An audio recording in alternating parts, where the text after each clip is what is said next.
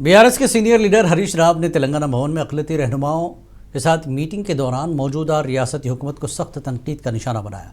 उन्होंने कहा कि दिल्ली में बड़े भाई और तेलंगाना में छोटे भाई दोनों की हुकूमतों में एक भी मुस्लिम वजीर नहीं है।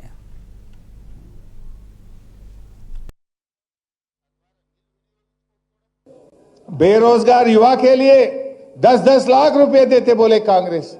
अब 20वां महीना चल रहा, एक मुसलमान बच्चे और बच्ची के लिए लोन मिला 10 लाख एक आदमी को मिला। बात तो करोड़ों में है, काम पकौड़ी में है। दोनों का एक ही है।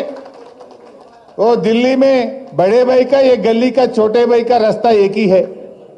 वो बड़े भाई के सरकार में कोई मुसलमान को जगह नहीं मिला। ये रेवंत रेड्डी सरकार में भी 20 महीने हो गया, आज एक मुसलमान को मौका नहीं मिला। क्या एक